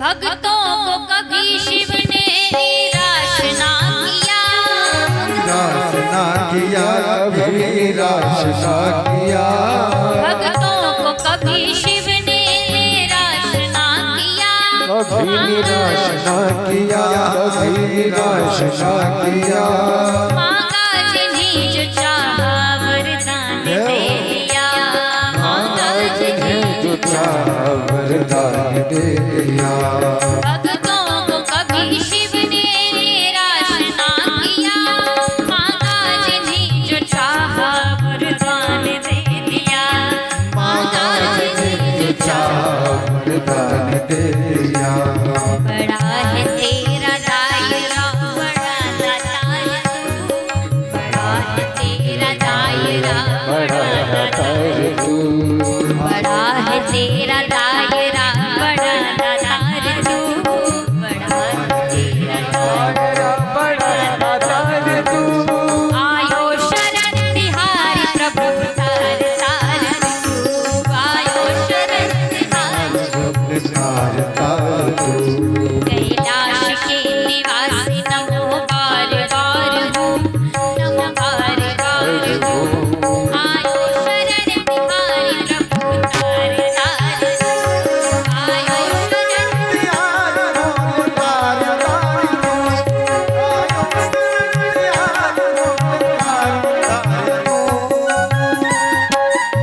दोनों हाथों से तालियों की सेवा करते हुए बाबा भोलेनाथ को मनाना भगवान ने हमें दोनों हाथ दिए तो उसका कुछ उपयोग कर ले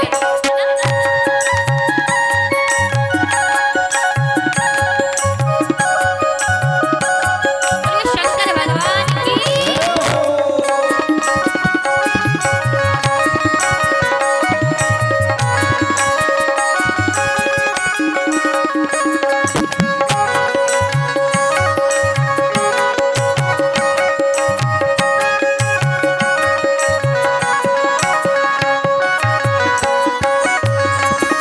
क्या क्या नहीं दिया है क्या हम प्रमाण दें प्रमाण दिया है क्या हम प्रमाण दे क्या क्या नहीं दिया है क्या हम प्रमाण दें क्या क्या नहीं दिया है क्या हम प्रमाण दे तेरी दया के आस से सारा जहान ये तेरी दया सारा जहान तेरी दया के आस से सारा जहान ये तेरी दया सारा जहान जहर पिया जीवन दिया कितना उदार तू जहर पिया जीवन दिया कितना उदार तू देखो समुद्र मंथन से पहला रत्न क्या निकला विष निकला किसने पान किया अमृत निकला तो किसने पान किया देवताओं रावण को लंका किसने दी स्वयं कहाँ रहते हैं श्मशान श्मशान वासी निरपत्र बताओ ऐसे देवादिदेव महादेव इतने बोले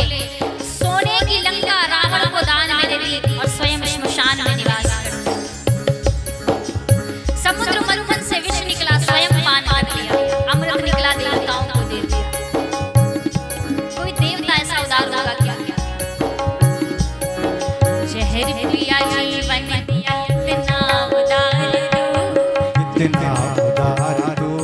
क्या क्या नहीं दिया है, क्या हम प्रमाण दें, क्या हम प्रमाण दे, तेरी दया के आसरे सारा जहान तेरी दया के आसरे सारा जहान ये। जहर पिया जीवन दिया, कितना उदार तू, कितना उदार तू। जहर पिया जीवन दिया, कितना उदार तू। आयो शरण तिहारी शंभु तार तार, आयो शरण तिहारी शंभु तार तार तू।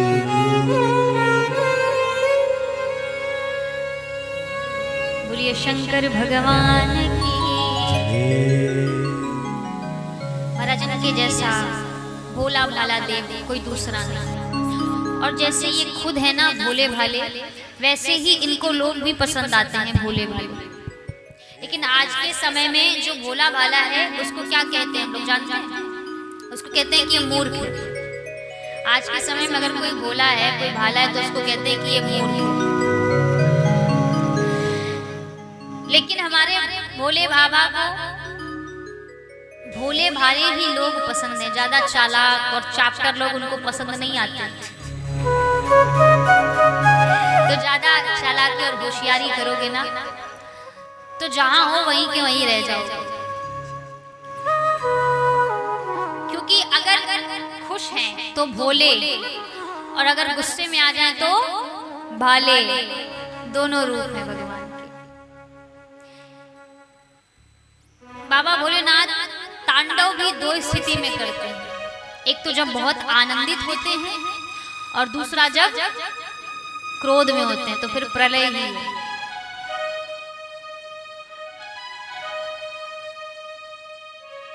एक चोर पहुंचा शिवालय में चोरी करने। अब वो चोर पहुंचा शिवालय में जब चोरी करने, तो वहां उसने देखा, अब शिवालय में तो शिवलिंग रखा, वहां कोई मूर्ति और गहने वहने तो थे नहीं, कोई आभूषण तो थे नहीं। उसने देखा कि यहाँ तो कुछ है ही नहीं चुराने लायक, चोरी क्या करूं। लेकिन तभी उसको शिवलिंग के ऊपर वो कलश दिखा जो पीतल का था। तो उसने विचार किया कि चलो ना से तो कुछ ही सही, यही मिलेगा, बेच करके कम से कम कुछ रुपया मिल जाएगा। लेकिन उस शिवालय में जो पुजारी थे, उनके आने जाने का समय थोड़ा देखना था कि वो कब आते और कब जाते हैं, कितनी देर मंदिर में रहते हैं। तो देखा क्या कि दोपहर के समय वो पुजारी भोजन करने के लिए जाते हैं, उतने समय शिवालय खाली रहता है। अब अगले दिन जब पुजारी भोजन करने के लिए घर गए, उसी समय वो चोर आया। वो चोर शिवालय में प्रवेश किया। अब वो शिवलिंग के ऊपर जो कलश लटक रहा था उसको उतारने लगा। लेकिन अब पास आकर के, दूर से तो वो कलश दिख रहा था, नजदीक है, लेकिन जब पास आकर के देखा तो कल्पना से अधिक ऊंचाई पर वो कलश लटका हुआ था। अब वो उस कलश को निकालने का प्रयास करने लगा कि कैसे निकाले।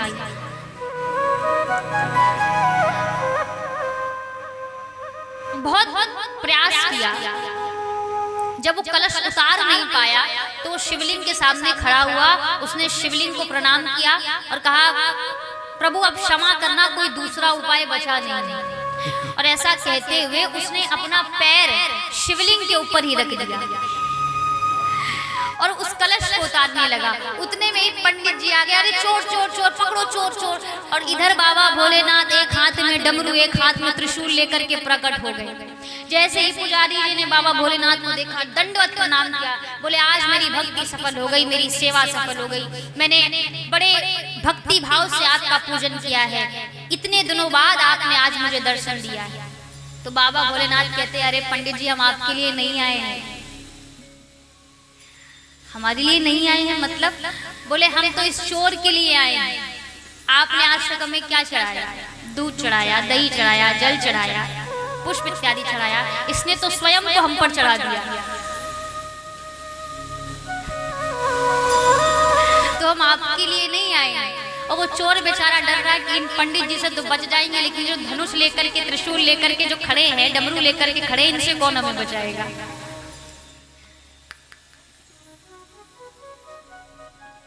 तो ऐसे उदारता से भरे हुए बाबा भोलेनाथ। कोई ऐसा देखो, इनकी पूजा सभी करते हैं। गंधर्व इनको पूजते हैं, देवी देवता इनको पूजते हैं, मानव इनको पूजते हैं। और यहाँ तक तो ठीक है, चलो यहाँ तक ठीक है। इसके बाद भूत प्रेत भी इनकी पूजा करते हैं। कोई ऐसा देवी देव है क्या जिसको भूत प्रेत पूजते हो? और जानते हो, वो तो कहने के भूत हैं, असली भूत प्रेत तो हम बैठे हैं। जानते हो कैसे? छित जल पावक गगन समीरा, पंचभूत रचित अधम शरीरा।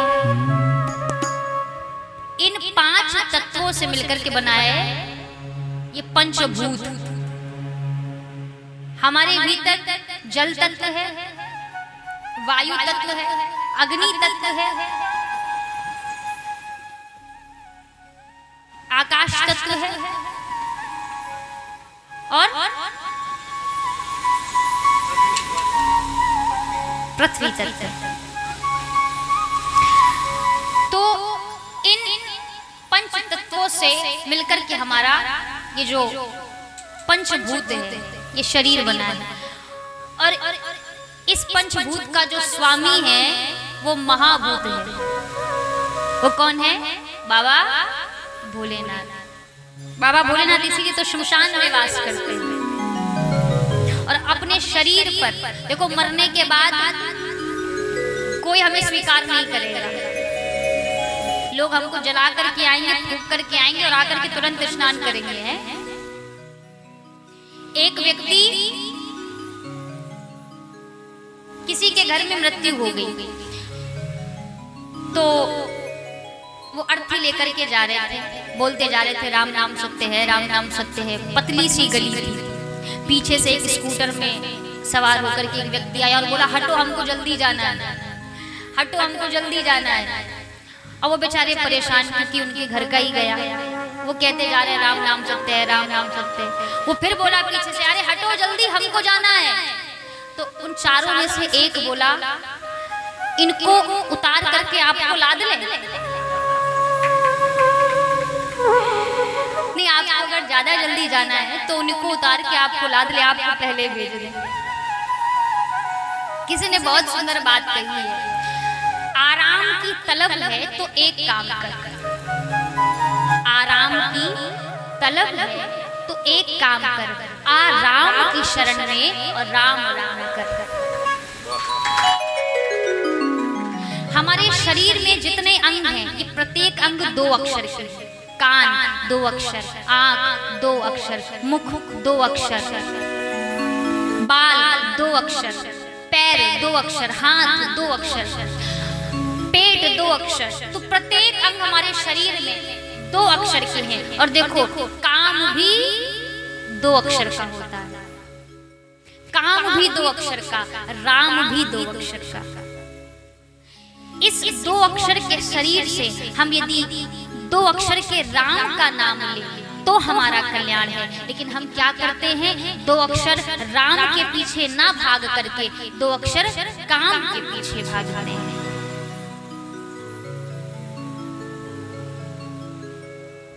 जब जब कामदेव पूरी सृष्टि को अपने वशीभूत करने के लिए चला, जब तारकासुर का वध होना था, तो भगवान भोलेनाथ समाधि में बैठे हुए थे। तो इंद्र ने कामदेव को भेजा कि आप इनकी समाधि छुड़ाइए जाके। अब कामदेव ने पूरी सृष्टि में अपने औरे को फैला दिया, पूरी सृष्टि काम के वशीभूत हो गई। लेकिन जिसको काम के वशीभूत करने के लिए कामदेव चले थे, उनको कर ही नहीं पाए, यानी भगवान शंकर। केवल भगवान शंकर रह गए। क्यों रह गए? पूरी सृष्टि तो काम के वशीभूत हो गई, लेकिन भगवान शंकर काम के वशीभूत नहीं हुए। क्यों? क्योंकि जो राम को लेकर के बैठा है उसके पास काम आने वाला नहीं है। तो भगवान शिव तो, हम कहते हैं ना बाबा भोलेनाथ नशा करते हैं, नशा करते हैं। बाबा भोलेनाथ नशा तो करते हैं, लेकिन बाबा भोलेनाथ राम के नाम का नशा करते हैं। उनको जब अवसर मिलता है, जहां अवसर मिलता है, वो नेत्र बंद करके अपने आराध्य का स्मरण करते हैं। हरे राम राम राम सीता राम राम राम, हरे राम राम राम सीता राम राम राम, हरे राम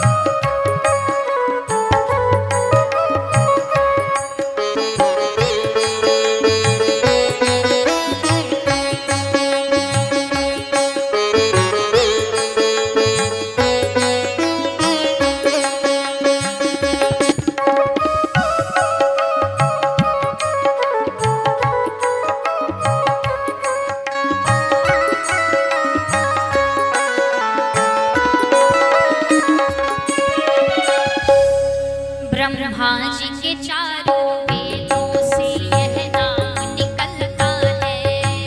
ब्रह्मा जी के चारों वेदों से यह नाम निकलता है।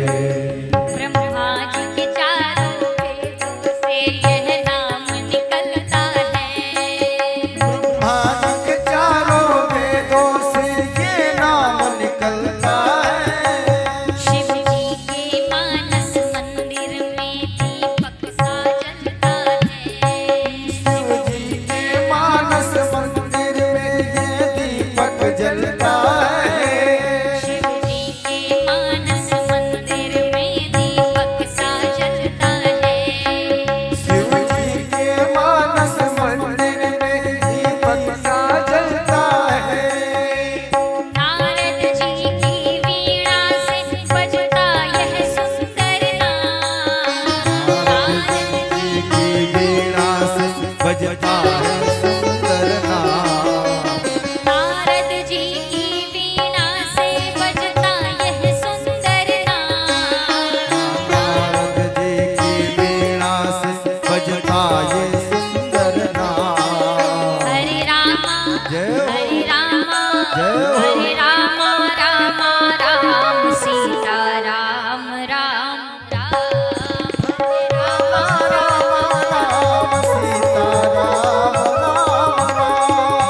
हरे रामा राम सीता राम राम राम।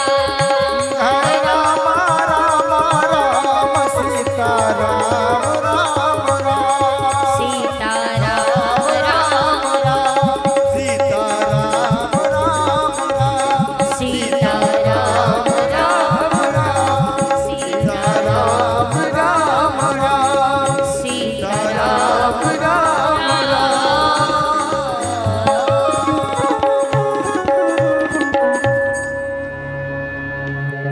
बोलिए श्री रामचंद्र भगवान की जय भगवान श्री परशुराम की जय।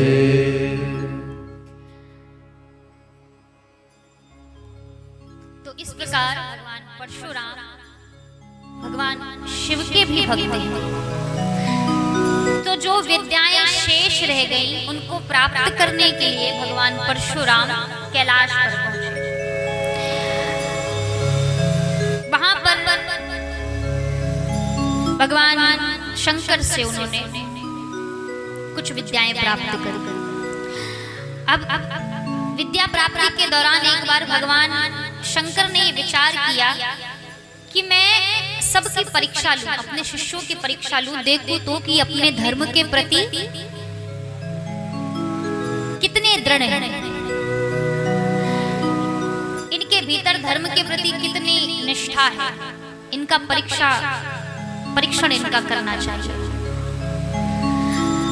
ऐसा विचार करके भगवान शंकर अपने शिष्यों के सामने कुछ अनेक कृत्य करना प्रारंभ कर दिए।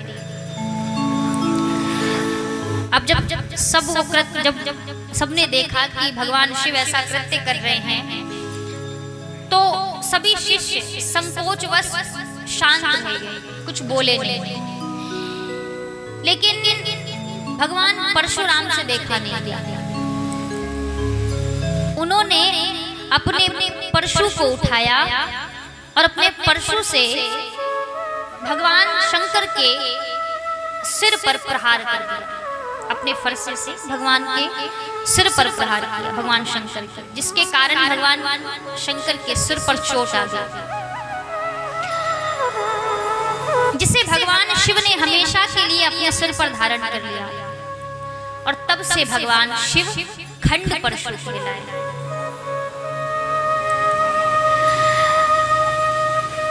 भगवान शिव ने परशुराम से प्रसन्न होकर कहा कि तुम परीक्षा में उत्तीर्ण हुए हो। असल में जो कोई लेश मात्र भी अधर्म को सह ना सके, जो कोई लेश मात्र भी अधर्म को सह ना सके, वो ही धर्म की रक्षा कर सकता है ना? जो कोई अधर्म को लेश मात्र सह ना सके, वही धर्म की रक्षा कर सकता है। धर्म और रक्षति रक्षता। जब हम धर्म की रक्षा करेंगे तो धर्म हमारी रक्षा करेगा। तो भगवान शिव ने परशुराम से प्रसन्न होकर के परशुराम को विद्यजुः नामक एक अमोघ परशु प्रदान किया है, जिसे भगवान परशुराम हमेशा धारण करके रखते हैं। और भगवान शिव ने परशुराम से कहा कि आप दैत्यों का हनन करें, दैत्यों से युद्ध करें तथा धरती से पाप को नष्ट करें, अत्याचार को कम करें। तो भगवान शिव की आज्ञा पाकर के भगवान परशुराम ने धरती से पापियों का वध किया, अत्याचारियों का वध किया। और इस प्रक्रिया में परशुराम का जो शरीर था वो शत विशत हो गया। तो शिव ने प्रसन्न होकर के कहा कि आपके शरीर पर जितने प्रहार हुए हैं उतना ही अधिक आपको देवत्व प्राप्त होगा। आप विष्णु के अवतार हैं, इसलिए और विष्णु तो तभी अवतार लेते हैं जब धरती पर अधर्म बढ़ता है, अत्याचार बढ़ता है, पाप बढ़ता है। तो आप विष्णु के अवतार हैं, आपका अवतार ही पापियों का वध करने के लिए हुआ है।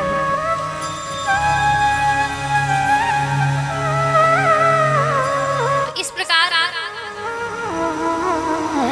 हम सबने आज की कथा को श्रवण किया है। कल हम सभी भगवान परशुराम ने जो आताताई है वंशी का विनाश किया, क्यों किया, इस कथा को श्रवण करेंगे। तो अभी की कथा हम यही विश्राम लेते हैं। श्री राम जय राम जय जय राम, श्री राम जय राम जय जय राम, श्री राम जय राम जय जय श्री राम, श्री राम जय राम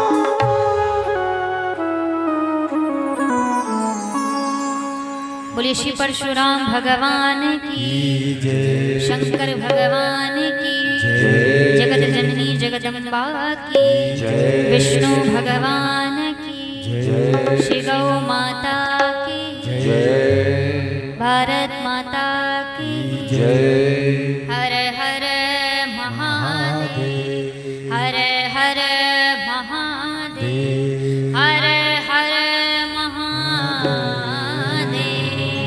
हरि ओम नमो पार्वती पतये नमः महादेव